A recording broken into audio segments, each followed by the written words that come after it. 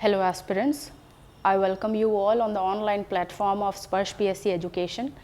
Recently आपका जो mains का टेस्ट हुआ है पेपर 4 पार्ट 3 जिसमें दो सब्जेक्ट्स इंक्लूडेड हैं, एक है इन्वायरमेंट और एक है साइंस एंड टेक, जिसमें से साइंस एंड टेक्नोलॉजी को मैं डील करने वाली हूँ और इन्वायरमेंट का जो है वो उनके रेस्पेक्टिव सर डील करेंगे। ठीक है, अच्छा, अब ये जो पेपर 4 पार्ट 3 में जो साइंस एंड टेक्नोलॉजी का जो पोर्शन होता है उस पर थोड़ा सा चर्चा करते हैं। ये अगर इस पेपर में मार्क्स की बात करें, जो मार्क्स के डिस्ट्रीब्यूशन की बात करें, तो इसमें 30 to 35 मार्क्स जो है वो वैरी करता है। और अगर इस पोर्शन की प्रिपरेशन की बात करें तो इसमें थोड़ा सा प्रॉब्लम आप लोगों को होता है क्योंकि कंटेंट जो है वो प्रॉपर मात्रा में उपलब्ध नहीं है और उसको अप्रोच कैसे करना है इसमें थोड़ी सी दिक्कत आपको महसूस ज़रूर होती है। तो ये जो सल्यूशन है मेंस का पेपर का, ये जो सल्यूशन है इसमें हम थोड़ा सा डील करने का कोशिश करेंगे जिससे आपको लगभग ये आइडिया तो हो कि इस पेपर को कैसे डील करना है, कैसे अप्रोच करना है और कंटेंट भी आपको मिल जाएंगे, है ना। तो आइए स्टार्ट करते हैं। जैसे पहला क्वेश्चन है, पहले क्वेश्चन में क्या है, कंप्यूटर के आउटपुट डिवाइस के नाम लिखिए। Right the names of output devices of computer. Output devices के केवल नाम पूछ रहा है और कितने मार्क्स में पूछ रहा है? 2 मार्क्स में। तो हम क्या करेंगे, हमारे पास 4 लाइन है तो हम उसकी एक छोटी सी परिभाषा हम लिख सकते हैं और नीचे के 2 लाइनों को हम यूज़ कर सकते हैं आउटपुट डिवाइसेस के नाम लिखने में, बराबर। तो क्या है आउटपुट डिवाइसेस? आउटपुट नाम से ही क्लियर हो रहा है, आउटपुट यानी कि बाहर, आउटपुट यानी कि बाहर। अब हमने कंप्यूटर में 2 चीज़ों को पढ़ा है, एक है इनपुट, एक है आउटपुट। इनपुट डिवाइसेस वो होते हैं जिसमें हम कंप्यूटर को इन्फॉर्मेशन भेजते हैं जिसके माध्यम से, और आउटपुट डिवाइसेस वो होते हैं जो इन्फॉर्मेशन हमने कंप्यूटर को भेजा है, कंप्यूटर उसको प्रोसेस करके किस रूप में उसे हमें बाहर प्रेषित कर रहा है, वही होते हैं आपके आउटपुट डिवाइसेस। तो इसकी परिभाषा क्या हो सकती है? आउटपुट डिवाइसेस वे उपकरण है जिसके माध्यम से कंप्यूटर से प्राप्त जानकारी को हम क्या कर सकते हैं, प्राप्त कर सकते हैं। तो इसमें क्या क्या आ सकता है? इसमें बिल्कुल आ सकता है आपका मॉनिटर आ सकता है, बिल्कुल मॉनिटर आ सकता है इसमें आपका। इसमें और क्या आ सकता है आपका? प्रिंटर आ सकता है। और क्या आ सकता है इसमें आपका? साउंड सिस्टम आ सकता है आपका, है ना। अच्छा, अब इस आंसर की परिभाषा मैंने आपको बता दी, आउटपुट डिवाइसेस के नाम भी बता दिए। अब इसे लिखना कैसे है ये भी हम देख लेते हैं।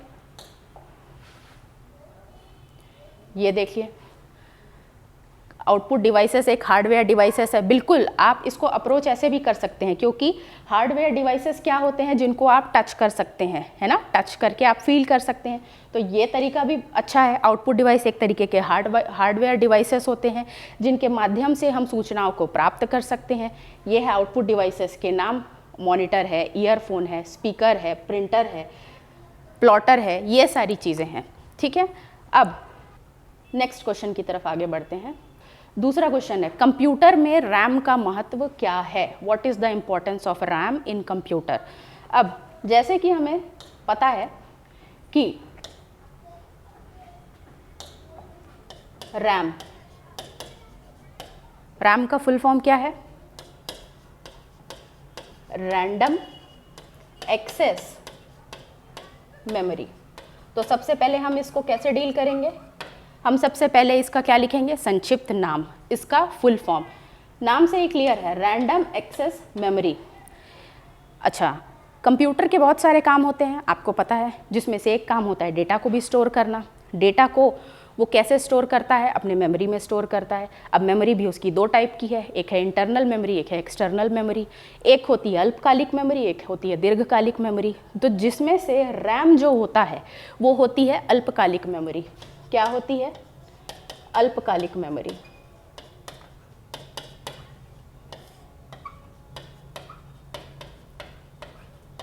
अब अगर इसकी महत्व की बात करेंगे तो महत्व क्या है इसका? जो अल्पकालिक मेमोरी है, ये रैंडम एक्सेस मेमोरी एक प्रकार की अल्पकालिक मेमोरी है जहां प्रोसेसर द्वारा वर्तमान में उपयोग किया जा रहा डेटा तुरंत एक्सेस किया जा सकता है। और अगर इसके महत्व पे और ज़्यादा प्रकाश आपको डालना है तो आप क्या करेंगे, ये भी बताएंगे कि किसी दीर्घकालिक मेमोरी स्टोरेज में जो एक्सेस करने की सुविधा होती है उससे कहीं ज़्यादा ये जो अल्पकालिक मेमोरी है ये उसे बहुत ज़्यादा स्पीड प्रदान करता है, ये उसका महत्व हो जाएगा। तो आंसर को आप ऐसे अप्रोच करेंगे। अब इसको देख भी लेते हैं कि इसको लिखना कैसे, देखते हैं। देखिए ऐसे लिखना है और साथ ही साथ आपको अंडरलाइन करते हुए भी चलना है। किसको, कीवर्ड्स को अंडरलाइन करते हुए चलना है आपको कि डेटा को स्टोर करने के एक्सेस की बात हो रही है। तो सीधे तौर पे अगर बात करेंगे तो रैम किससे संबंधित है, किससे संबंधित है, गति से संबंधित है। किसकी गति से संबंधित है, आप जो डेटा एक्सट्रैक्ट करना चाह रहे हैं, कहाँ से एक्सट्रैक्ट करना चाह रहे हैं, कंप्यूटर से एक्सट्रैक्ट करना चाह रहे हैं। तो सीधा सीधा ये कंप्यूटर की कार्य क्षमता यानी कि गति को बताता है। ठीक है, आइए अगले क्वेश्चन की तरफ चलते हैं।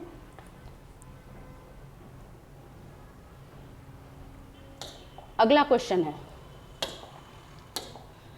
What do you understand by bio fertiliser. जैव उर्वरक से आप क्या समझते हैं। कितने मार्क्स का क्वेश्चन है भाई, 2 मार्क्स का। अब अगर इस प्रकार के कीवर्ड्स को अगर आपने सुना नहीं है, सुना तो होगा ज़रूर, लेकिन अगर मान के चलते हैं फॉर एन इंस्टेंस कि अगर आपने नहीं भी सुना है तो भी आप यहाँ से परिभाषा एक्सट्रैक्ट कर सकते हैं। कैसे कर सकते हैं, ध्यान देंगे। पूछा है जैव उर्वरक क्या है, ध्यान से देखेंगे इस शब्द को, बायो फर्टिलाइजर। बायो, बायो का क्या अर्थ होता है, जीवन, यानी कि ऐसी कुछ चीजें जो जीवित हैं। फर्टिलाइजर क्या होता है, उर्वरक, हिंदी में हम उसे कहते हैं उर्वरक। उर्वरक क्या है, ऐसी वस्तु है जिसके माध्यम से हम भूमि की उर्वरता को बढ़ाते हैं। भूमि की उर्वरता को क्यों बढ़ाते हैं, ताकि पौधों को पोषक तत्वों की प्राप्ति हो सके आवश्यक मात्रा में, ताकि उनकी वृद्धि हो सके, बराबर। अब ऐसी वस्तु जो जीवित है, जिनका उपयोग हम भूमि की उर्वरता को बढ़ाने के लिए कर रहे हैं, which in turn will increase the growth of the plant, is termed as bio fertiliser. तो बेसिकली हम क्या करते हैं, बायो फर्टिलाइजर में जिस प्रकार से आपने रासायनिक उर्वरक सुना है, रासायनिक उर्वरक में हम रसायनों का प्रयोग करते हैं, उसी प्रकार से जैव उर्वरक में हम जीवित सूक्ष्म माइक्रो ऑर्गेनिजम्स का उपयोग करते हैं। ठीक है, अब इससे हम क्या कर सकते हैं, जैव उर्वरक का महत्व क्या है ये हम समझते हैं। ठीक है, तो एक तो रासायनिक उर्वरक का उपयोग करने से पॉल्यूशन को बहुत ज़्यादा क्या मिल रहा था, बढ़ावा मिल रहा था। जो भूमि की उर्वरता है वो लगातार कम होती जा रही थी। अगर जो नीचे के वाटर कंटेंट की बात करें तो उसमें भी हार्मफुल कंटेंट्स ऐड होते जा रहे थे, ये भी हम ऐसा समझ के चलते हैं। अब अगर हम बायो फर्टिलाइज़र का उपयोग करते हैं तो इसमें हम सूक्ष्म जीवों का उपयोग करते हैं। प्रश्न ये बनता है कि वो सूक्ष्म जीव क्या करते हैं, ये सूक्ष्म जीव वायुमंडल में मौजूद नाइट्रोजन को अवशोषित करते हैं और उसे अमोनिया में कन्वर्ट करते हैं। अब अमोनिया जो है, इसको प्लांट्स जो है वो डायरेक्टली यूटिलाइज कर सकता है। साथ ही साथ ये बायो फर्टिलाइज़र में जो आप जीवित सूक्ष्म जीवों का उपयोग कर रहे हैं वो क्या करेंगे, आपने जो अघुलनशील फॉस्फोरस, पोटैश या अन्य कोई रसायन उसमें डाले हैं तो वो क्या करता है, उसको घुलनशील बना देता है, ताकि पौधे जो हैं वो उसको डायरेक्टली यूटिलाइज कर सकते हैं। तो अब इसके महत्व पे प्रकाश डालेंगे तो आप क्या करेंगे कि रासायनिक उर्वरता की तुलना में अगर हम बात करेंगे तो ये जैव उर्वरक जो है ये पॉल्यूशन को कम करता है। साथ ही साथ रासायनिक उर्वरक जिनका उपयोग भारी मात्रा में किया जा रहा था उन पे लगाम लगाता है। दूसरा, यूरिया के उपयोग को ये कम करता है। इस प्रकार से आप इस आंसर को डील कर सकते हैं। हम देख भी लेते हैं कि हमने कैसे लिखा है, इसको देख लीजिए। और अगर जैव उर्वरक में जीवित सूक्ष्म जीवों का अगर हम बात करेंगे तो उसके कुछ नाम हैं जो आपको डेफिनेटली याद रखने हैं। एक है राइजोबियम, अज़ैटोबैक्टर, एनाबिना, नॉस्टॉक, एजोस्पाइरिलियम, ऐसा बहुत कुछ मिलेगा आपको जिनका उपयोग आप जैव उर्वरक के रूप में कर सकते हैं। ठीक है, आइए आगे क्वेश्चन की तरफ चलते हैं। अगले क्वेश्चन की तरफ बात करते हैं। अगला क्वेश्चन है हमारा, गैर नवीकरणीय ऊर्जा संसाधनों को समझाइए। Explain non renewable energy resources. Again 2 marks में इस क्वेश्चन को पूछा है। हम चाहें तो डायरेक्टली नाम लिख सकते हैं, नाम से आप सभी परिचित हैं, लेकिन to write an answer in an effective manner firstly you have to provide a definition for that. ठीक है, हम नॉन रिन्यूएबल एनर्जी रिसोर्सेस, गैर नवीकरणीय ऊर्जा संसाधनों से आप क्या समझते हैं? बहुत सारी जगहों पे ऐसा लिखा है कि ऐसे ऊर्जा संसाधन जिनका उपयोग आप केवल एक बार कर सकते हैं, उसके बाद वो जो ऊर्जा संसाधन है वो पूरी तरीके से समाप्त हो जाते हैं, यानी कि उनको आप दोबारा कभी नहीं बना पाएंगे। ये जो डेफिनेशन है ये प्रॉपरली मैच नहीं करता है, up to the mark definition ये नहीं है। तो इसका सही डेफिनेशन क्या होगा? ऐसे ऊर्जा संसाधन जिनका उपयोग एक बार करने के बाद ये समाप्त तो हो जाते हैं, लेकिन एक लंबे भूवैज्ञानिक अंतराल के बाद ये वापस से उत्पन्न किए जा सकते हैं। तो ये प्रश्न यही समाप्त हो जाता है कि इनका उपयोग दोबारा किया जा सकता है या नहीं किया जा सकता। अब ऐसे ऊर्जा संसाधनों के बारे में आप अच्छी तरीके से जानते हैं, क्या है? कोल, पेट्रोलियम बराबर, यूरेनियम, नेचुरल गैस, इन सब के बारे में आप अच्छे तरीके से जानते हैं, है ना? तो इस आंसर को हम ऐसे डील कर सकते हैं, पहले डेफिनेशन लिखेंगे, वही डेफिनेशन जो मैंने आपको बताई है, और दूसरी उनके नाम लिखेंगे। बहुत ज़्यादा एग्जैजरेट करने का इसका अर्थ नहीं है ना? याद रखेंगे। देखिए कैसे डील कर सकते हैं इनको। गैर नवीकरणीय ऊर्जा संसाधन का पहले आपने डेफिनेशन लिखा है, ये भी बताया है कि इसे दोबारा उत्पन्न किया जा सकता है, लेकिन उसमें काफ़ी समय लग सकते हैं। हाँ, ये बात बिल्कुल सत्य है कि आप इसका एक ही बार प्रयोग कर सकते हैं। ठीक है, ये कुछ नाम भी दिए हुए हैं जो अभी मैंने आपको बताए हैं, बराबर। अब आगे चलते हैं, आगे डील करते हैं।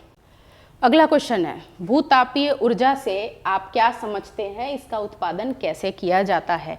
जियोथर्मल एनर्जी, इस पे बात करते हैं। देखिए, लास्ट ईयर के क्वेश्चन के बारे में अगर बात की जाए तो ये जो सोर्सेस ऑफ एनर्जी वाला चैप्टर है, इससे 15 नंबर का एक क्वेश्चन बना है, 4 नंबर का एक क्वेश्चन बना है। इसका मतलब ये जो चैप्टर है ये आपके लिए बहुत ही महत्वपूर्ण हो जाता है। कई बार हाइड्रो इलेक्ट्रिक को पूछता है, कई बार रेन्यूएबल्स को पूछता है, कई बार जियोथर्मल एनर्जी को भी पूछ सकता है। तो इन चीज़ों पे आप थोड़ा सा नज़र बना के रखेंगे। ठीक है, देखते हैं हम जियोथर्मल एनर्जी क्या होती है। पहली बात तो ये जियो, इसका मतलब भू, थर्मल का मतलब तापीय। तो भूतापीय ऊर्जा क्या होती है? ऐसी ऊर्जा जो ज़मीन के नीचे उपलब्ध है, जिसको हार्नेस करके आप इलेक्ट्रिसिटी प्रोड्यूस कर सकते हैं, उसे क्या कहते हैं? भूतापीय ऊर्जा। अच्छा, बहुत ही कम लोगों को मालूम होगा कि अगर हम अपने पृथ्वी की बात करें तो यहाँ पे कुछ ऐसी जगहें हैं जहाँ पे इस प्रकार की ऊर्जा अवेलेबल है। ऐसे अगर देखेंगे तो कुछ निश्चित स्थानों पर ही लगभग 300 से 3000 मीटर की गहराई में कुछ निश्चित स्थानों पे भूतापीय ऊर्जा अवेलेबल है। लेकिन अगर हम और नीचे जाएंगे तो लगभग 80 किलोमीटर के अंदर की गहराई में अंदर की तरफ जो भूतापीय ऊर्जा है वो सामान्यतः रूप में अवेलेबल होती है। लेकिन प्रश्न ये उठता है, इसका दूसरा प्रश्न है कि हाउ इज़ इट प्रोड्यूस्ड, उसे आप उसका उत्पादन आप करेंगे कैसे? तो जाहिर सी बात है, जो ऊर्जा ज़मीन में है उसको आपको बाहर लेके आना है ताकि आप उसका क्या कर सके, विद्युत उत्पादन में उसकी सहायता ले सकें। तो इसमें हम क्या करेंगे, हम पार्टीशन करके यहाँ पे एक डायग्राम बनाएंगे, एक ऑथेंटिक डायग्राम बनाएंगे जो ये शो करेगा, जो ये पोर्ट्रे करेगा कि आप उस सिस्टम को कैसे यूज़ कर रहे हैं। आपने जगह ढूंढ ली भूतापीय ऊर्जा की, अब वहाँ से उस ऊर्जा को यूज़ कैसे करेंगे। तो हम इसको डायग्राम से ही समझते हैं। देखिए, ये है इसका डायग्राम। देखेंगे इस डायग्राम को कि आपने एक भूतापीय ऊर्जा का जो स्थल है वो तलाश कर लिया है। अब आपको पता है कि इस स्थान पर भूतापीय ऊर्जा आपके लिए अवेलेबल है। अब यहाँ पे आप क्या करेंगे, लगभग 1.6 किलोमीटर अंदर की तरफ एक कुएं का निर्माण करेंगे। अब उस कुएं का निर्माण करेंगे तो उस जल जो कि गर्म है उसमें से क्या उठेगा, स्टीम यानी कि भाप। उस भाप का उपयोग आप करेंगे किसके लिए, टरबाइन को घुमाने के लिए। टरबाइन के साथ क्या अटैच्ड है, जनरेटर। ये जब घूमेगा शाफ्ट के माध्यम से, ये दोनों कनेक्टेड रहते हैं। अब ये जब घूमेगा तो किसका उत्पादन होगा, बिजली का उत्पादन होगा। वो बिजली किसके यूज़ आएगी, कंज्यूमर के यूज़ आएगी, उपभोक्ता के यूज़ आएगी, यानी कि हमारे यूज़ आएगी। अब ये जो भाप आपने निकाला था, जो ये वेल से आपने जो पानी निकाल के ये जो आप स्टीम का उपयोग आप कर रहे थे, उसी में आप क्या करेंगे, ये जो पानी है वो फिर से एक कूलिंग टावर के माध्यम से गुजरेगा और कूलिंग टावर के माध्यम से फिर से वापस उसे ज़मीन में भेज दिया जाएगा। ये साइकिल बार बार रिपीट होगा और इससे आप क्या उत्पादन करेंगे, भूतापीय ऊर्जा आप हार्नेस करेंगे। और इसी प्रोसीजर को आपको शो करना है। यहाँ पे उत्पादन लिख दिया गया है और ऊपर में भूतापीय ऊर्जा क्या होती है वो लिख दिया गया है। ठीक है, चलें आगे चलते हैं। अगला क्वेश्चन है, ई गवर्नेंस क्या है। देखा जाए तो इंफॉर्मेशन टेक्नोलॉजी और ई शासन, यहाँ से लगातार क्वेश्चन बन रहे हैं। तो आप थोड़ा सा इसको अप्रोच करने के लिए ई शासन क्या है ये तो पढ़िएगा ही, लेकिन ई शासन की उपयोगिता कहाँ कहाँ हो सकती है। जैसे कि शिक्षा के क्षेत्र में क्या हो सकती है, जैसे कि एडमिनिस्ट्रेशन के क्षेत्र में क्या हो सकती है, स्वास्थ्य लाभ कैसे लिया जा सकता है ई गवर्नेंस के माध्यम से, पारदर्शिता कैसे स्थापित की जा सकती है। थोड़ा सा अलग अलग सोचने के लिए आप ट्राई कीजिएगा, है ना। तो इसको डील करते हैं हम। ई गवर्नेंस अर्थात ई शासन क्या है। तो सबसे पहले तो आप बताएंगे कि ई शासन क्या है।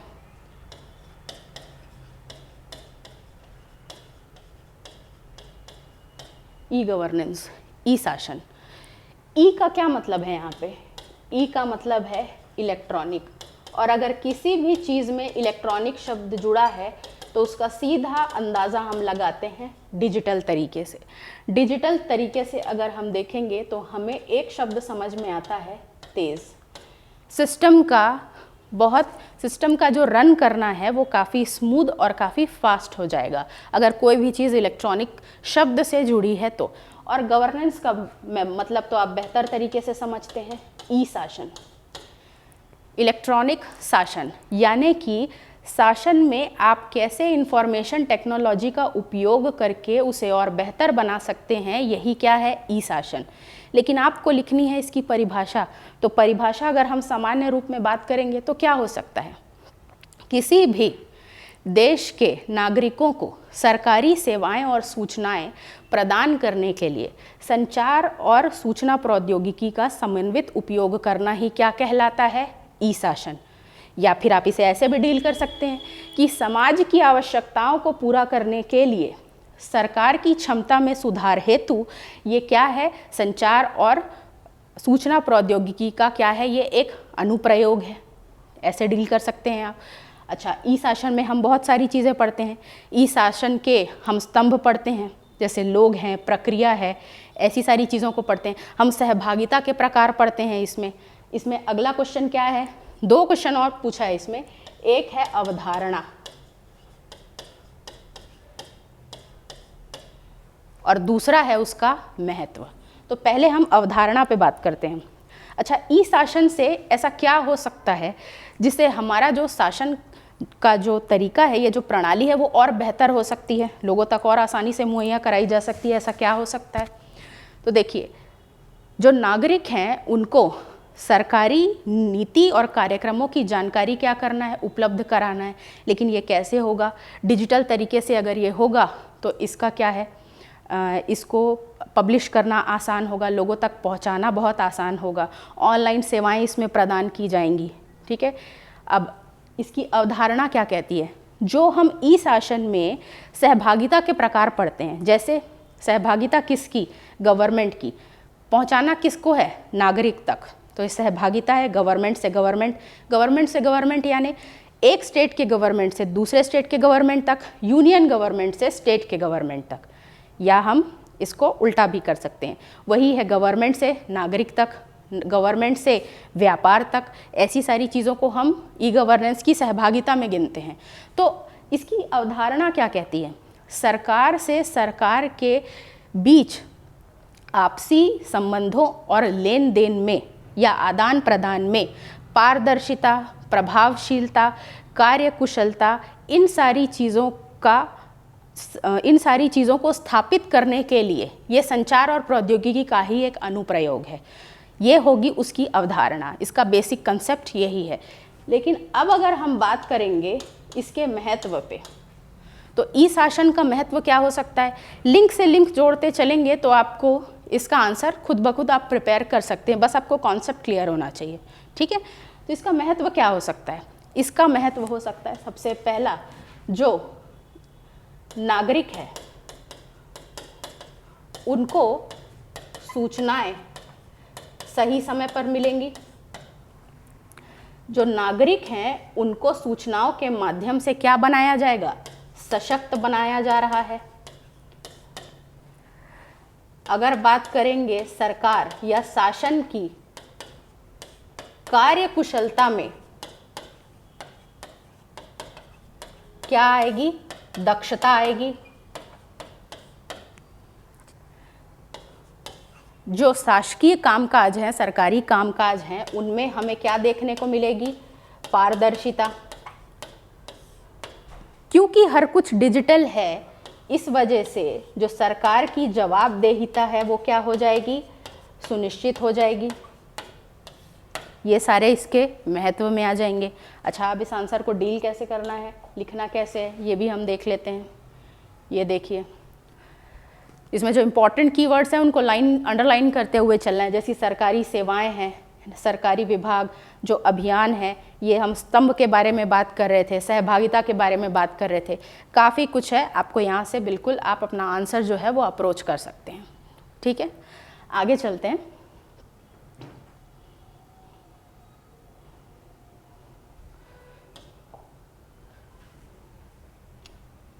अगला क्वेश्चन है, describe the role of information technology in the field of education.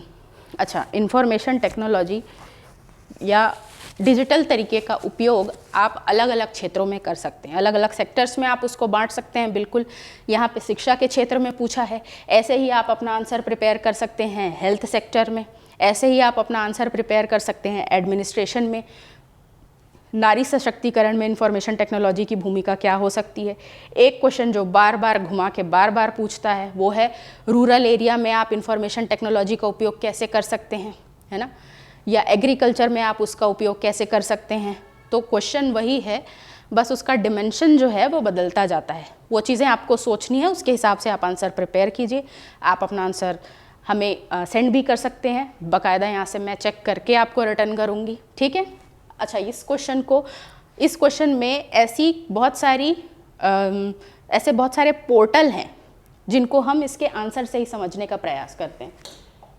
देखेंगे, देखिए, शिक्षा के क्षेत्र में जो इंफॉर्मेशन टेक्नोलॉजी की भूमिका है उसको आप कैसे आउटलाइन कर सकते हैं, देखते हैं यहाँ पे। पहला है दीक्षा पोर्टल।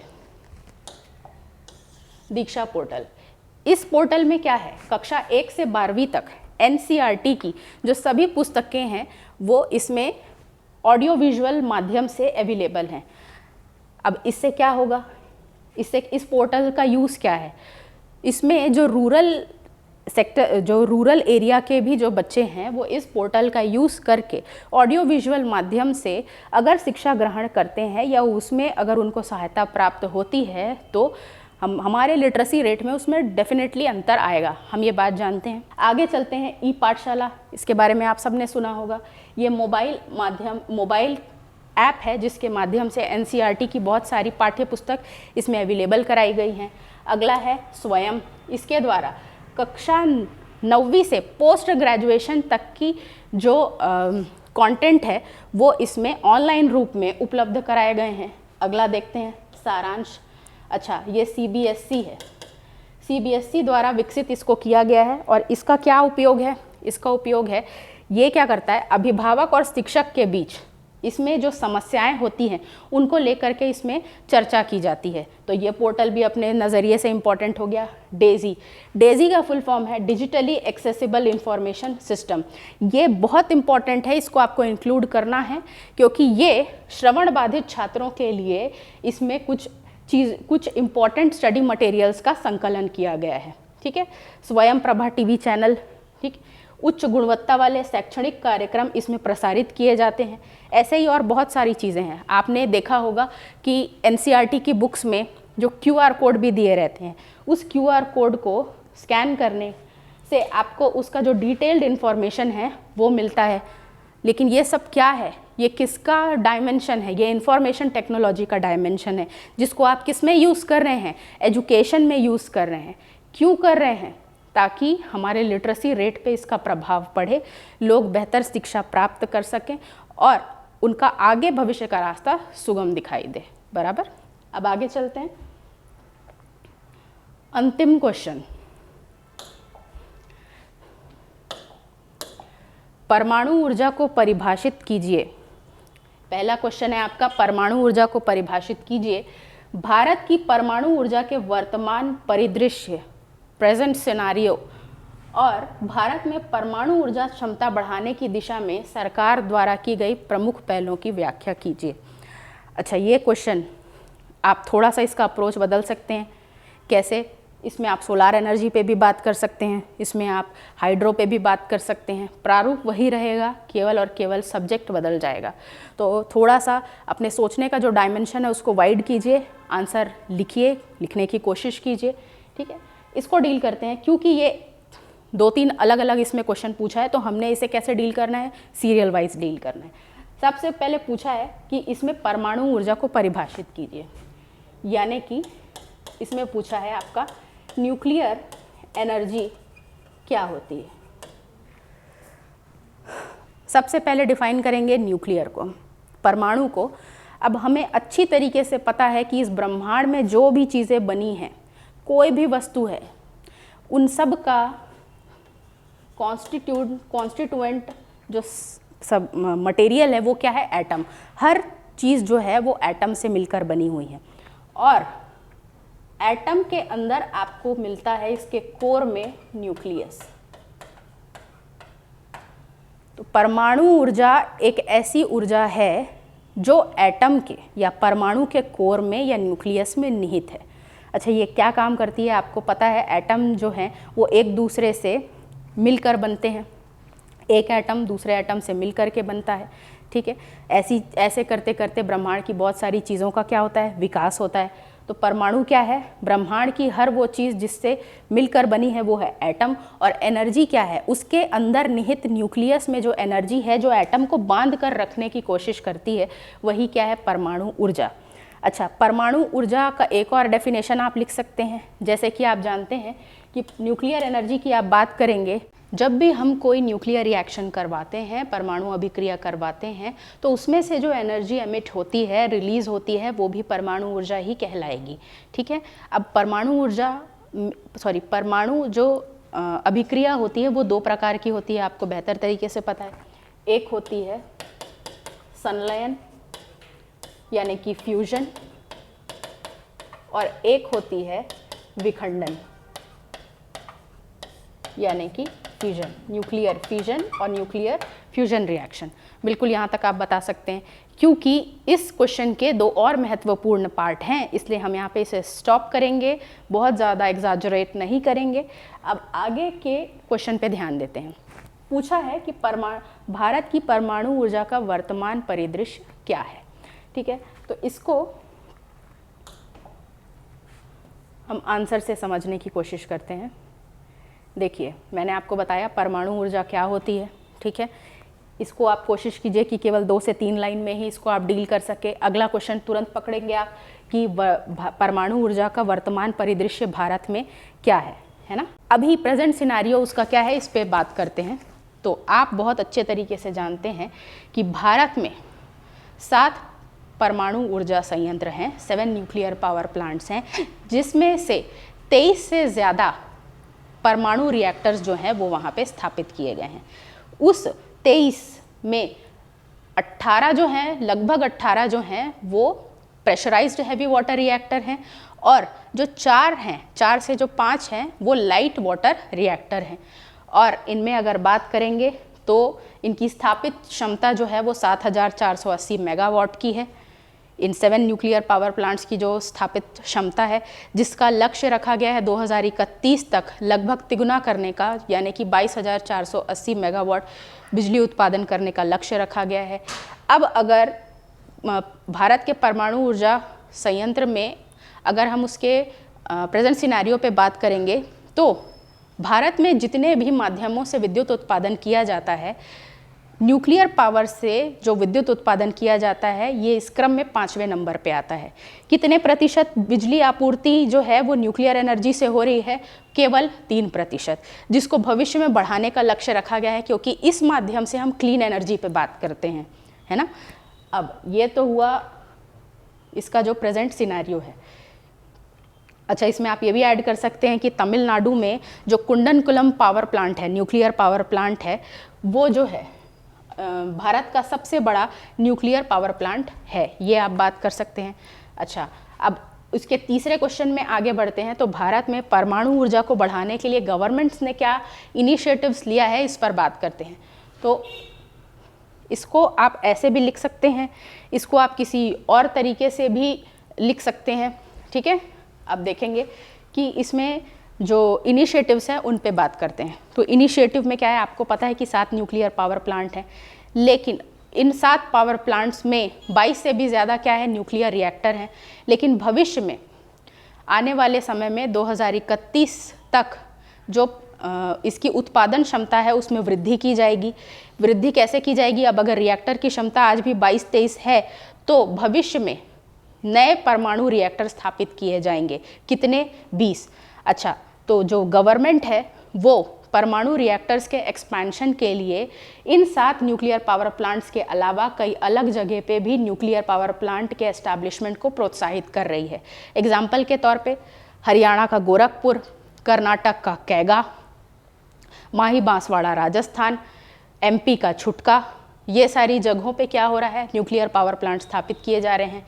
अगर आप करंट अफेयर रेगुलर रूप से अच्छी तरीके से पढ़ते हैं तो आपको पता होगा कि 7 न्यूक्लियर पावर प्लांट में एक न्यूक्लियर पावर प्लांट आता है ककरापार गुजरात में। रिसेंटली वहाँ पे 700 मेगावाट के 2 नए यूनिट एस्टैब्लिश किए गए हैं। 1400 मेगावाट वाले 2 भारी जल रिएक्टर वहाँ पे दाब युक्त वाले एस्टैब्लिश किए गए, जिसने अभी अपना कमर्शियल प्रोडक्शन शुरू किया है। और ये क्या, अगर हम जो ककरापार गुजरात के नए यूनिट्स इस्टेब्लिश करने की बात करते हैं तो हम किस में जा रहे हैं, इंडिजिनस वैरायटी पे जा रहे हैं कि भारत जो है वो न्यूक्लियर एनर्जी, क्लीन एनर्जी की तरफ बात कर रहा है और उसके प्रति कार्यशील भी है। अच्छा, इसके बारे में तो मैंने आपको बताया ही कि अलग अलग जगहों पे न्यूक्लियर रिएक्टर की स्थापना को गवर्नमेंट क्या कर रही है, प्रोत्साहित कर रही है। 2031 तक जो लक्ष्य रखा गया है 7480 मेगावाट का जो न्यूक्लियर पावर प्लांट का जो प्रोडक्शन कैपेसिटी है, उसको 2031 तक कितना करने का लक्ष्य रखा गया है, 22,480, लगभग तिगुना। साथ ही साथ भारत जो है वो 20 नए परमाणु रिएक्टर का क्या करेगा, परिचालन स्टार्ट करेगा। यही जो ये कार्य उत्पादन की जो क्षमता है वो 2040 तक 11,000 मेगावाट जो है वो नई उत्पादन क्षमता को उसमें जोड़ने के लिए भी प्रयास किया जा रहा है। इसके अलावा और क्या बात की जा रही है, जो निजी कंपनियां हैं यानी कि टाटा है, रिलायंस है, वेदांता है, भारत सरकार जो है वो इनसे वार्तालाप भी कर रही है न्यूक्लियर पावर के एक्सपेंशन के लिए, ठीक है। अच्छा, लगभग यूरेनियम 233 का उपयोग करके जो थोरियम आधारित दुनिया का पहला जो न्यूक्लियर पावर प्लांट होगा जिसका नाम होगा भवनी, वो कहाँ स्थापित किया जा रहा है, तमिलनाडु के कलपक्कम में स्थापित किया जा रहा है। इसके अलावा क्या होगा, जो निजी कंपनियां हैं जैसे कि जो प्राइवेट कंपनीज़ हैं उनको $47.2 बिलियन का जो इन्वेस्टमेंट है वो ऑफ़र किया जा रहा है ताकि न्यूक्लियर पावर के एक्सपेंशन को इसमें और फैसिलिटेट किया जा सके, ठीक है। अच्छा, इसके अलावा जो NPCIL है, nuclear power corporation of India limited, ये संयुक्त उपक्रम जैसे कि NTPC और IOCL के साथ भी वार्तालाप कर रही है ताकि न्यूक्लियर एनर्जी के एक्सपेंशन को क्या किया जा सके, थोड़ा सा फैसिलिटेट किया जा सके। और ये सब किस लिए हो रहा है, क्योंकि आप कहीं भी करंट अफेयर में देखेंगे तो किसी भी दो कंट्री यानी कि इंडिया और सामने वाली की कंट्री में जो बाइलैटरल टॉक्स होते हैं, द्विपक्षीय समझौते होते हैं, उसमें रेन्यूएबल्स पे, क्लीन एनर्जी पे या कार्बन एमिशन को कम करने पे बात होती है। तो हमेशा हमें जो नॉन रेन्यूएबल एनर्जी रिसोर्सेस है, जो गैर नवीकरणीय ऊर्जा के संसाधन हैं, उनको छोड़ के रेन्यूएबल्स पे बात करनी होती है, या ऐसे किसी सोर्स पे बात करनी होती है जिसमें कार्बन का एमिशन कम हो सके, ताकि ग्लोबल वार्मिंग और क्लाइमेट चेंज को क्या किया जा सके, मिटिगेट किया जा सके। तो ये क्वेश्चन आप ऐसे डील करेंगे। अब आप इस क्वेश्चन का प्रारूप बदल सकते हैं, आप सोलार एनर्जी पे भी ऐसा आंसर लिख सकते हैं। डेटा जो है वो आपको बिल्कुल नेट से अवेलेबल हो जाएगा, है ना। और गवर्नमेंट के इनिशिएटिव पे भी आप ऐसे ही बात करेंगे। अगर आप ऐसा आंसर लिखते हैं तो डू सेंड अस, ठीक है। मैं बिल्कुल चेक करके उसमें आपको थोड़ा सा सहायता प्रदान करने की कोशिश करूँगी, ठीक है। तो ये था आपका पेपर 4 पार्ट 3 के साइंस एंड टेक्नोलॉजी का एक्सप्लेनेशन, है ना। इससे मुझे आशा है कि आपको कंटेंट में तो मदद मिलेगी ही, इस क्वेश्चन में उस कंटेंट को कैसे डील करना है, कैसे अप्रोच करना है, पॉइंट वाइज जो डील करना है, कीवर्ड्स को अंडरलाइन करते हुए चलना है, इन सारी चीज़ों पे आपको ज़रूर मदद मिली होगी। अब जो इन्वायरमेंट का जो पोर्शन है वो रिस्पेक्टिव सर उनके डील करेंगे, ठीक है। हम देखते हैं कि इस विषय में अप्लाइड एवं व्यावहारिक विज्ञान में पर्यावरण से संबंधित किस प्रकार के प्रश्न पूछे गए थे, और जिस प्रकार के प्रश्न पूछे गए हैं उनका आंसर हमको किस प्रकार से लिखना है। जैसे इससे पहले आप मैडम के साथ लगातार बने हुए थे, जिसमें आपने साइंस एंड टेक्नोलॉजी के प्रश्नों को आपने अच्छे से डील किया, वैसे ही हम देखेंगे पर्यावरणीय क्वेश्चन को हमको किस प्रकार से डील करना है। चलो भाई, आप लोगों को एक प्रश्न पूछा गया था, और लगातार सबसे अच्छी बात है पर्यावरण से रिलेटेड जितने भी प्रश्न पूछे जाते हैं उनके साथ अच्छा कॉन्सेप्ट ये है कि उसमें एकदम लिमिटेड है। जैव विविधता से प्रश्न आना अनिवार्य है, प्रदूषण से प्रश्न आना अनिवार्य है, और आपका ठोस अपशिष्ट से प्रश्न आना अनिवार्य है।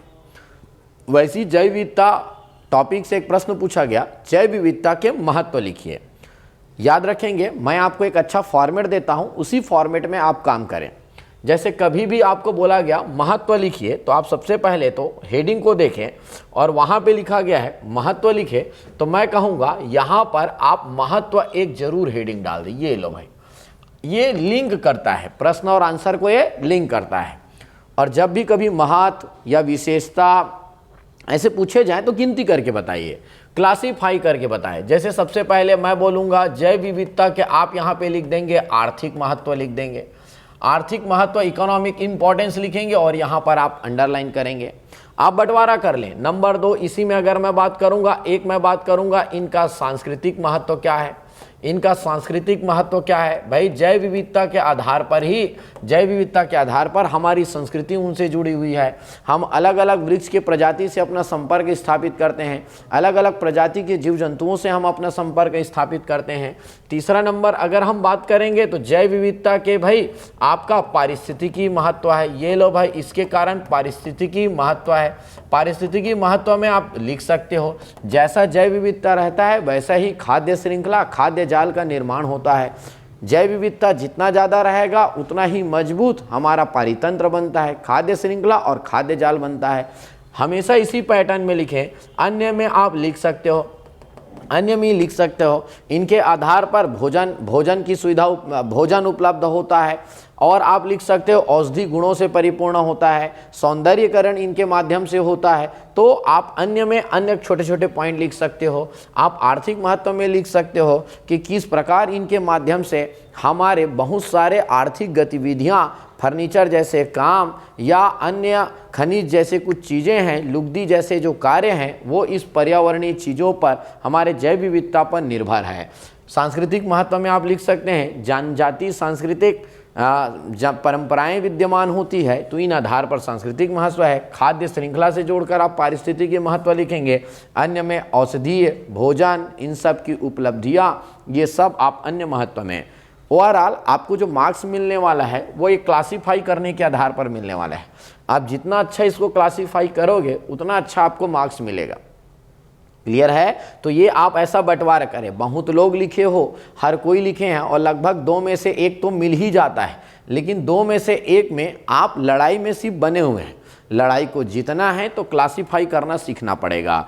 चलो भाई, मैं एक प्रश्न के बारे में बात करता हूं जो आपसे पूछा गया था, और प्रश्न ये था कि सिर पूंछी बंदर के बारे में आपसे पूछा गया था। What do you know about the lion tailed macaque के बारे में। अगर लायन टेल मैकाउस के बारे में, सिर पूंछी बंदर के बारे में पूछा गया है तो हम यहाँ पर पहली बात तो शायद तक सुने होंगे आप, अगर पर्यावरण पढ़े होंगे तो भाई ये जो सिर पूंछी बंदर है ये अपने आप में एक IUCN की रेड डेटा सूची में शामिल प्रजाति है।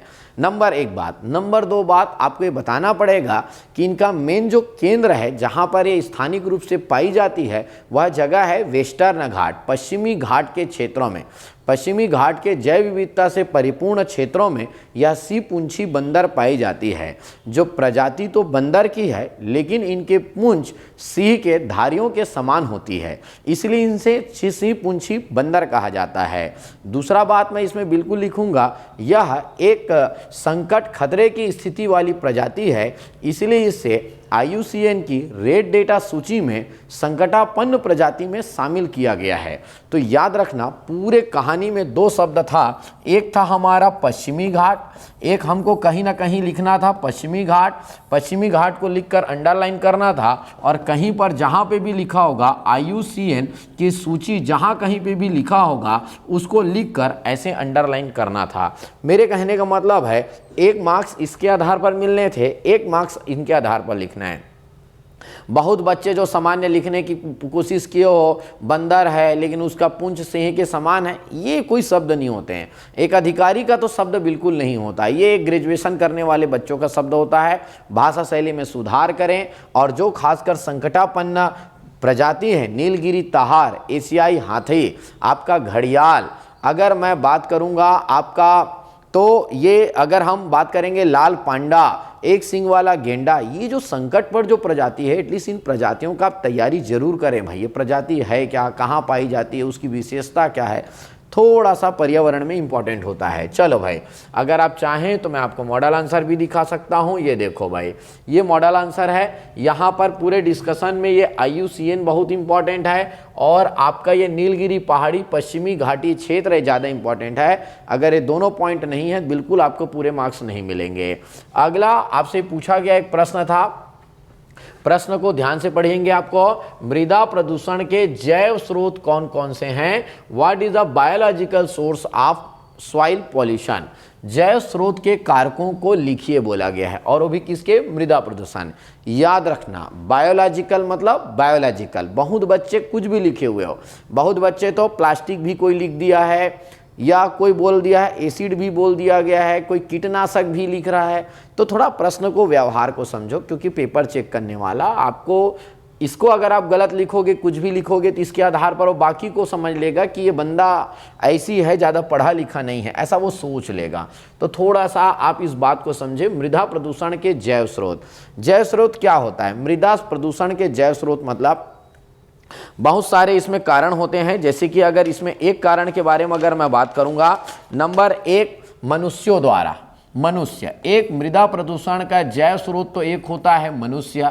क्यों मनुष्य? मैंने बोला कि मनुष्यों से निकलने वाला जो मल मूत्र होता है, मनुष्यों के द्वारा जो मल मूत्र का बहिस्त्राव किया जाता है, वह मृदा प्रदूषण का एक कारण बनता है। या हम दूसरा में अगर बात करूंगा तो ये हमारे घरों में जो पालतू जानवर होते हैं, वो भी एक मृदा प्रदूषण का एक कारण होता है। अच्छा, अगर मैं बात करता हूँ मिट्टी में मौजूद जो सूक्ष्म जीव होते हैं, मिट्टी में मौजूद ऐसे बहुत सारे सूक्ष्म जीव होते हैं जो मृदा की उर्वरता शक्ति को समाप्त कर देते हैं। तो ये जैव रासायनिक स्रोत के बारे में बात कर रहे हैं। या हम बात करेंगे बैक्टीरिया या प्रोटोजोआ भी होता है, बैक्टीरिया या प्रोटोजोआ होता है। इनको आपको अगर एक्सप्लेन करना है तो आप एक्सप्लेन कर सकते हो, अदरवाइज आप ये छोटा छोटा ये अंडरलाइन करके इसको आप एक्सप्लेन कर सकते हो। तो मृदा प्रदूषण के जैव स्रोतों के बारे में चर्चा रहा।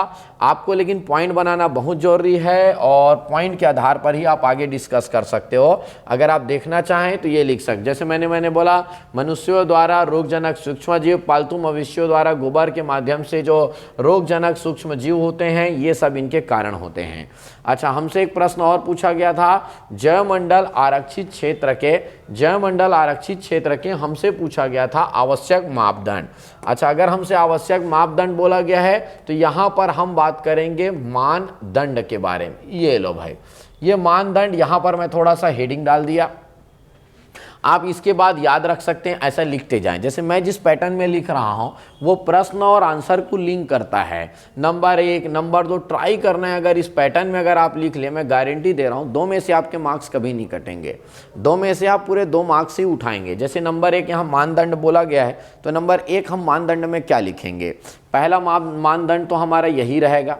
पहला मानदंड हम इसमें यही चर्चा करेंगे कि भाई वह एक विशिष्ट स्थानिक प्रजाति वाला क्षेत्र हो। वहाँ हम बात करेंगे विशिष्ट जनजातीय संस्कृति उस क्षेत्र में विद्यमान हो। अगर हम बात करेंगे वहाँ पर सांस्कृतिक परंपराएं विद्यमान हो या भूतात्विक स्थल हो, ये एक मापदंड है। पर्टिकुलर इसका कोई डेटा तो नहीं है, वैसे उसमें से कुछ स्टूडेंट ने कुछ और लिखने का कोशिश किया है, वास्तविकता में वो सही नहीं है, तब तक स्थल का आप डेटा दे दिए हो। लेकिन हमको याद रखना है कि इसमें आपको कुछ जो कंटेंट है, जैसे विशिष्ट जनजाति परंपरा, अगर आपको मैं इसके मॉडल आंसर दिखाऊं तो ये है आपका। जैसे मैंने अभी कहा दुर्बल तथा संकटापन्न प्रजाति वाला क्षेत्र हो। अगर संकटापन्न के बारे में अगर दूसरा लिखो तो स्थानीय प्रजाति वाला क्षेत्र भी लिख सकते हो आप। जनजातीय सांस्कृतिक परंपराएं विद्यमान हो, भूतात्विक तथा भू पारिस्थितिकी तंत्र से भरपूर हो, ऐसे जगह को मेनली कहा जाता है। अच्छा चलो भाई, ये तो हो गए 2 नंबर के क्वेश्चन। आपसे एक प्रश्न पूछा गया था 4 नंबर के लिए, आपसे एक प्रश्न पूछा गया था 4 नंबर के लिए, और 4 नंबर का जो हमारा प्रश्न था वो प्रश्न कुछ इस प्रकार था, राष्ट्रीय उद्यान एवं अभ्यारण्य में अंतर लिखिए। मैं आप लोगों को हमेशा एक सलाह देना चाहूँगा, जब भी आपको किसी बात को लेकर ऐसे वो पूछे जाएंगे तो पूछने के आधार पर आप यहाँ पे क्या करें, सबसे पहले इसको 2 पार्ट में डिवाइड करें। जैसे अगर हम बात कर रहे हैं, इसको ऐसे 2 पार्ट में डिवाइड करें। यहाँ से मैं मान लिया ये 2 पार्ट हो गए। अच्छा, 2 पार्ट में और ज़्यादा अच्छा रहता अगर हम ऐसा पार्ट बना ले, और कुछ इस प्रकार यहाँ पर आप लिख लेंगे, और स्केल आपके हाथ में रहेगा, ज़्यादा अच्छा लिख सकते हैं। यहाँ पे आप लिख दिए राष्ट्रीय उद्यान और यहाँ पर लिख लिए आप वन्य जीव अभ्यारण्य। ये लो भाई, वन्य जीव अभ्यारण्य यहाँ लिख दिए। आप अंतर आप लोग लगभग ठीक लिखोगे, लेकिन मैं थोड़ा और अच्छा आपको बताना चाह रहा हूँ। विषय के आधार पर आप अंतर लिखें। जैसे पहले आप लिख ले भाई इसकी घोषणा कौन करता है, घोषणा कौन करता है, राज्य सरकार की अनुशंसा पर केंद्र द्वारा लिखोगे। इसकी घोषणा कौन करता है, राज्य सरकार द्वारा, आप सभी जानते हो घोषणा। अच्छा, घोषणा के बारे में बात करूंगा तो अगला मेरा याद रखना है यहाँ आधार क्या होता है। भाई आधार एक ही है, या यहाँ पर संरक्षण के बारे में बात करेंगे, आपको याद रखना है यहाँ पादप व जंतु दोनों का संरक्षण होता है। वन्य जीव अभ्यारण्य में विशिष्ट जंतु का संरक्षण होता है। ऐसे मेरे कहने का मतलब है, आप चाहो तो एक क्षेत्र के आधार पर भी लिख सकते हो।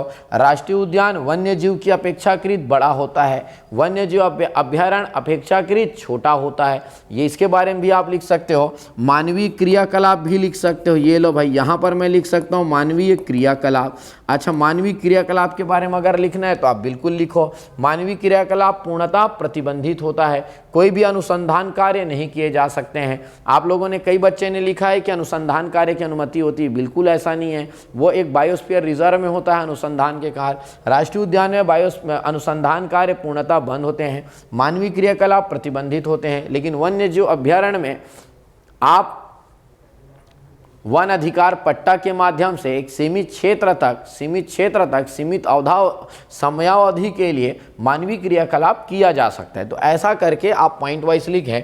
मैं आपको और बढ़िया तरीके से अगर दिखाना चाहूँ तो ये हमारे मॉडल आंसर है, जिसमें आपको दिख रहा होगा घोषणा है, अधिकार है, जिसको मैंने मानवीय क्रियाकलाप बोला, उसको यहाँ प्रतिबंधन के आधार पर बात किया गया है, और लास्ट में एक लाइन लिखा हुआ है क्षेत्र के आधार पर। तो आप कुछ देखो अंतर आप सब अच्छा इसी लिखे हो, लेकिन अगर हम ऐसा लिखें, स्केल का प्रयोग करें तो आपके आंसर को और ज़्यादा स्ट्रांग बना देता है। हमारा अगला एक प्रश्न पूछा गया था, वो था घरेलू वायु प्रदूषकों का वर्णन कीजिए। भाई घरेलू वायु प्रदूषक क्या है? मतलब हमको ऐसे प्रदूषण के बारे में बात करना है जो घर से हो रहा है, घरों से हो रहा है। तो घरेलू वायु प्रदूषक के बारे में बात करेंगे तो हमारा अलग अलग प्रदूषण है। जैसे कि अगर मैं बात कर रहा हूँ ग्रामीण क्षेत्र में घरेलू वायु प्रदूषक कौन कौन से हैं। जैसे अगर घरेलू वायु प्रदूषक ग्रामीण क्षेत्र में अगर मैं बात करूँगा तो हमारा जैव ईंधन है, जो हम लोग लकड़ी जलाते हैं, चूल्हा जलाते हैं, उससे निकलने वाला धुआं है। अगर हम ग्रामीण क्षेत्र में घरों में अगर बात करें, पालतू जानवरों के जुगाली से जो निकलता है वो इसका कारण है। घरों में जो गोबर गैस बनाया जाता है उससे मीथेन गैस निकलता है, तो वो घरों का ही प्रदूषण के बारे में बात कर रहा हूँ, तो वो घरेलू वायु प्रदूषक है। नंबर 1 अगर हम बात करेंगे शहरी क्षेत्रों में बात करेंगे तो शहरी क्षेत्रों में भी प्रदूषण के बहुत सारे कारण हैं। भाई जो हम ईंधन प्रयोग करते हैं उसको जलाने से भी वायु प्रदूषण हो रहा है। अगर हम बात करेंगे अन्य में शहरी क्षेत्रों में घरों में अगर हम बात करेंगे परफ्यूम का प्रयोग करना, स्प्रे का प्रयोग करना, फ्रेशनर का प्रयोग करना, ये डीओ का प्रयोग करना, ये सब क्या है? ये एक प्रकार का बहुत बड़ा वायु प्रदूषक है। अगर हम बात करेंगे घरों में प्रयोग होने वाला हमारा रेफ्रिजरेटर है, घरों में प्रयोग होने वाला हमारा एसी है, ये भी एक प्रकार का वायु प्रदूषक का कार्य करता है। तो मेरे कहने का मतलब है इन सब मुद्दों को अलग अलग तोड़ कर देख सकते हैं। आप ग्रामीण क्षेत्र अलग कर सकते हो, आप शहरी क्षेत्र अलग कर सकते हो। जैसे कि अगर बहुत बच्चे वैसे थोड़ा बहुत अच्छे से इसको लिख नहीं पाए, अगर हम बात करें घरों में तंबाकू का सेवन करना, तंबाकू मतलब आप सिगरेट की ही बात की जा रही है कि वो एक प्रकार का हमारा वायु प्रदूषक है। घरों में लो भाई हम लोग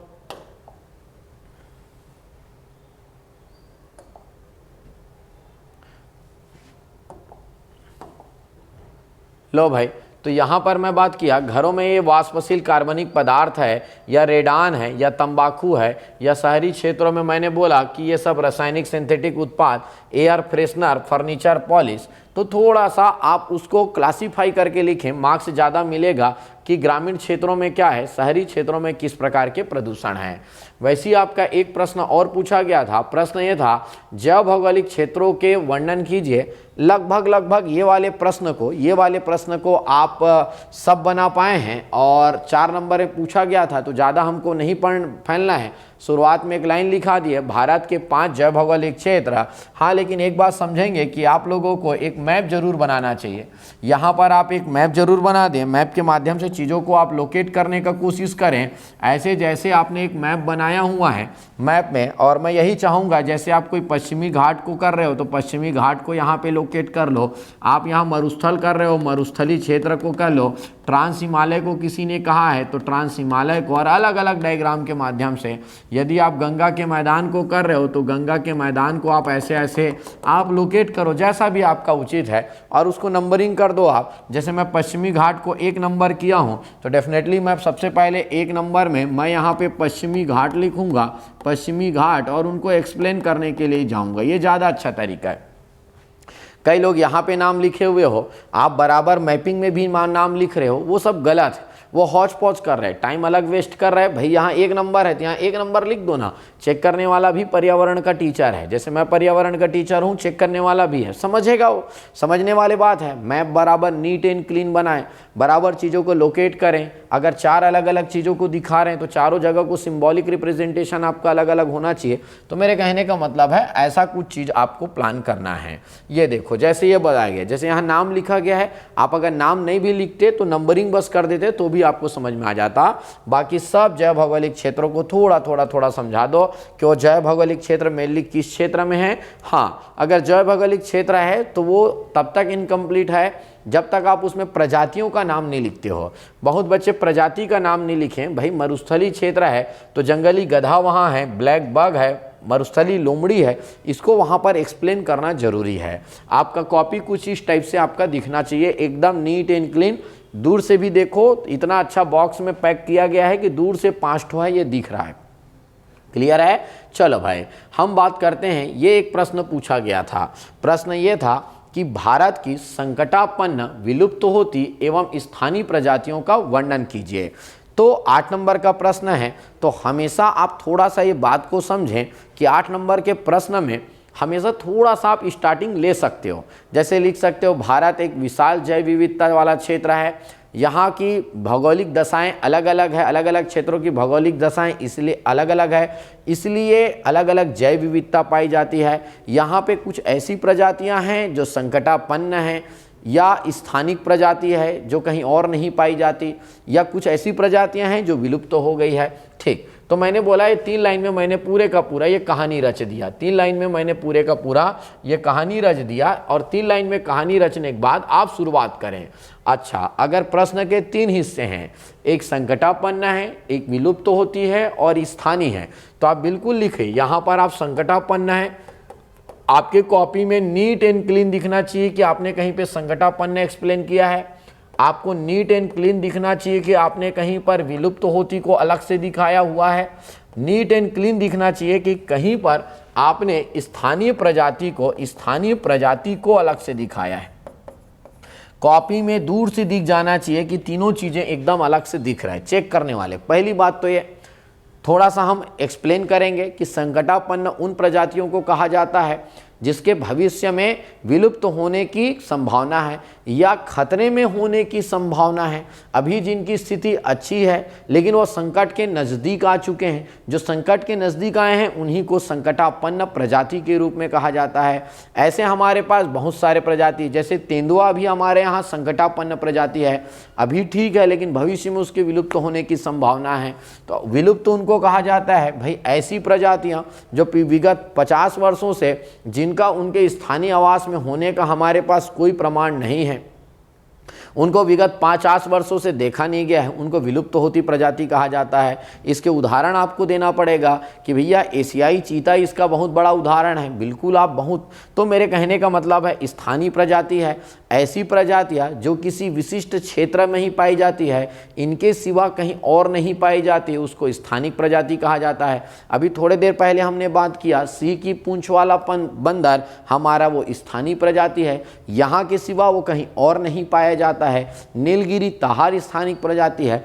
ऐसा हमको एक्सप्लेन करना पड़ेगा। एग्जैक्टली अगर आपको मैं मॉडल आंसर दिखाऊं तो मॉडल आंसर हमारा कुछ इस प्रकार से ऐसा दिखेगा। ये लो भाई, ये है हमारा मॉडल आंसर। आपको एकदम दूर से भी नीट एंड क्लीन कॉपी को चेक करने का मन भी करेगा, अच्छा भी लगेगा। इधर संकटापन्न प्रजाति की परिभाषा लिख दिए हैं जो भविष्य में संकट में जा सकते हैं, विलुप्ति का बता दिया, अंडरलाइन कर दिए, बढ़िया 50 वर्ष लिख रहे हैं तो अंडरलाइन कर दिया गया है, अपने प्राकृतिक आवास में नहीं है। ऐसे अच्छे शब्दों का, पर्यावरणीय शब्दों का हम प्रयोग कर लिए। विपरीत परिस्थितियों के कारण कुछ प्रजातियां मानवीय क्रूरता की भेंट चढ़ गया है। और इधर आप देखते जाओ ऐसे कौन कौन से जो विलुप्त हो, बिल्कुल आप सभी जानते हो, डायनासोर, एशियाई चीता मैंने बुलाया, गुलाबी सिर वाला बतख विलुप्त तो हो चुका है, ये कभी नहीं आएगा आने वाली पीढ़ी को, और हमको ये प्रजाति कभी देखने को नहीं मिलेगा। इधर वो प्रजातियों के नाम हैं और यहाँ पर उनकी परिभाषा है। तो मेरे कहने का मतलब है कुछ इस प्रकार के आपको चीज़ों को समझना है, एकदम नीट एंड क्लीन। अगर आप ऐसा लिखते हो मिनिमम आपको 8 में से 6 नंबर जरूर दिए जाएंगे। चलो भाई, 8 नंबर का एक और प्रश्न पूछा गया था जिसको बहुत बच्चे समझ भी नहीं पाए थे क्योंकि थोड़ा हिंदी भाषा में दे दिया गया।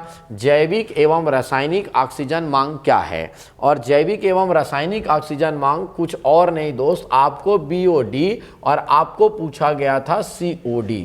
ये 2 चीज़ आपसे पूछा गया था। मैं कहूँगा आप बढ़िया 2 ऐसे आप लाइन ड्रॉ कर लें। ये लो भाई, अगर मैं बात करता हूँ, ये पहले चलो आपने ऐसा लाइन ड्रॉ किया हुआ है, इसके अच्छा आप स्केल से बढ़िया नीट एंड क्लीन आप लाइन ड्रॉ करेंगे।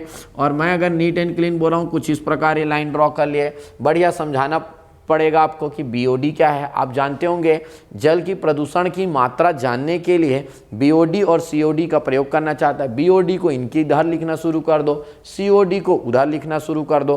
BOD को आपको बताना पड़ेगा कि भाई जल में घुलित कार्बनिक पदार्थों के अपघटन के लिए आवश्यक ऑक्सीजन की मात्रा को BOD बायोलॉजिकल ऑक्सीजन डिमांड कहा जाता है।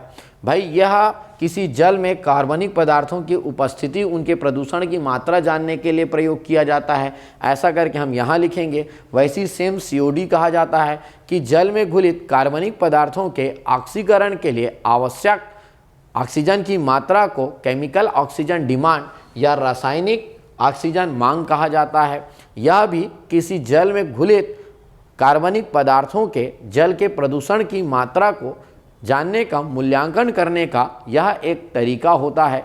हमेशा COD का मान BOD से अधिक होता है। ऐसा करके हम BOD और COD एक्सप्लेन करेंगे। एग्जैक्टली अगर आप मॉडल आंसर देखेंगे तो आपको मॉडल आंसर कुछ इस प्रकार से दिखेगा।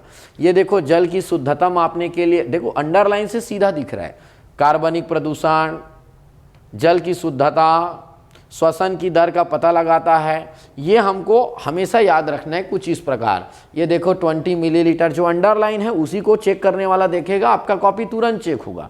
आप ऐसा सोच रहे होंगे आपका कॉपी पूरा पढ़ा जाएगा, कभी नहीं पढ़ा जाएगा। आपको बताना पड़ेगा मेरे कॉपी में कौन कौन सी इंपॉर्टेंट पॉइंट है जिसको आपको देखना पड़ेगा। मैंने किसी ने अंडरलाइन किया मॉडल आंसर लिखने वाले ने, मैंने उसको देखा। तो ये है COD और ये है BOD।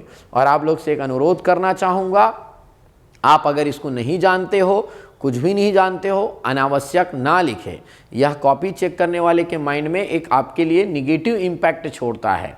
ये कोई हमारा ग्रेजुएशन का पेपर नहीं है, कुछ भी लिख के कुछ भी मार्क्स मिलेगा ऐसा नहीं है। पता है तो लिखिए, नहीं पता है तो आप वहाँ को छोड़ दीजिए, किसी और प्रश्न में आप ज़्यादा अच्छे से मेहनत कीजिए। चलो भाई, हमारे लिए एक प्रश्न पूछा गया था, वो था हमारा 17 नंबर का प्रश्न।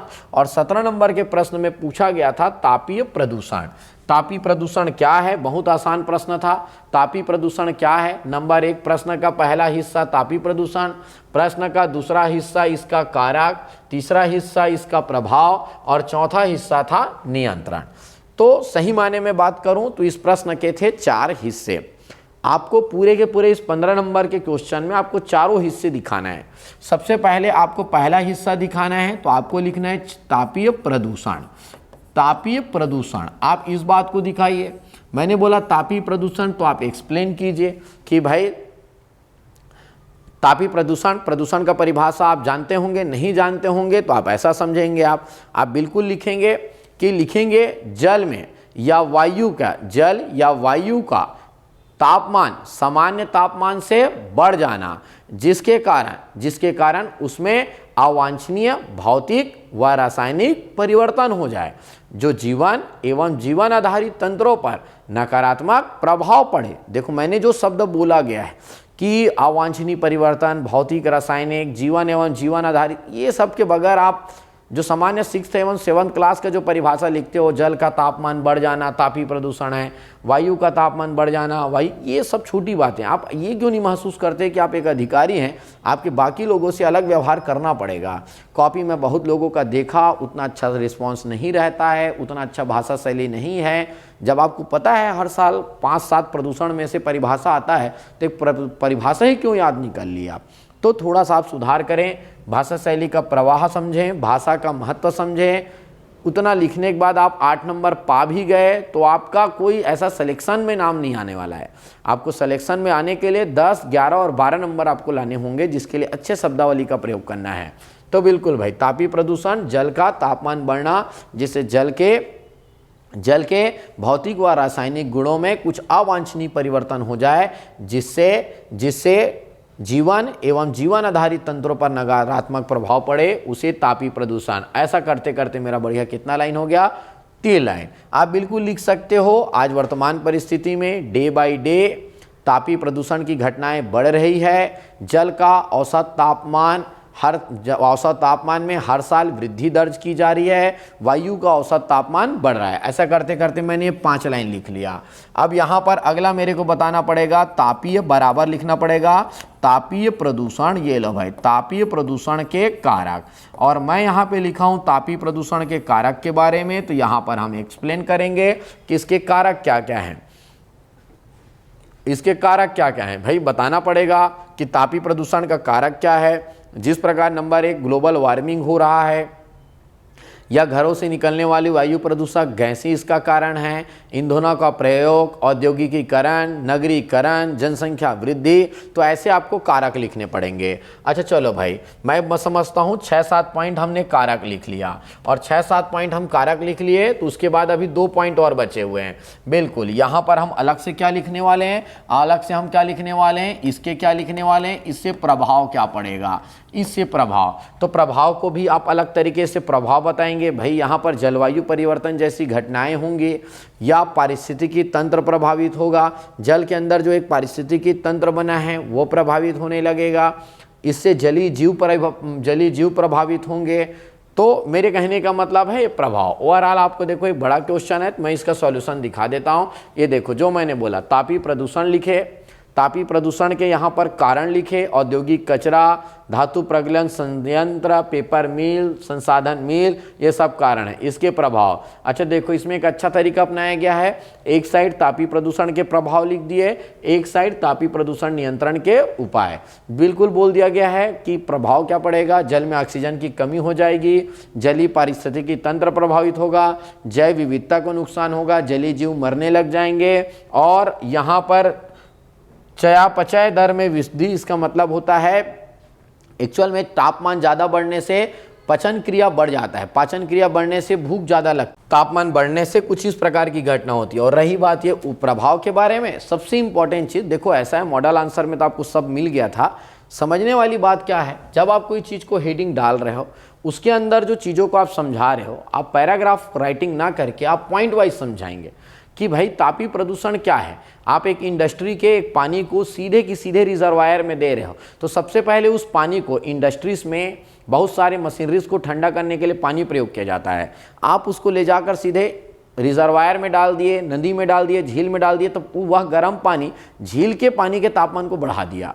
तो आप उसको पहले डेफिनेटली कूलिंग टावर का प्रयोग करें, पहले उस पानी को आप ठंडा करें, सह उत्पादन करना है ना, गर्म जल ठंडा करके पुनः घरेलू उपयोग में लाओ, रिजर्वायर में ना डालो। मृदा अपरदन को रोकना, ये भी एक कारण है, क्योंकि इससे रिजर्वायर छोटा होते जाता है और उसका तापमान बढ़ते जाता है।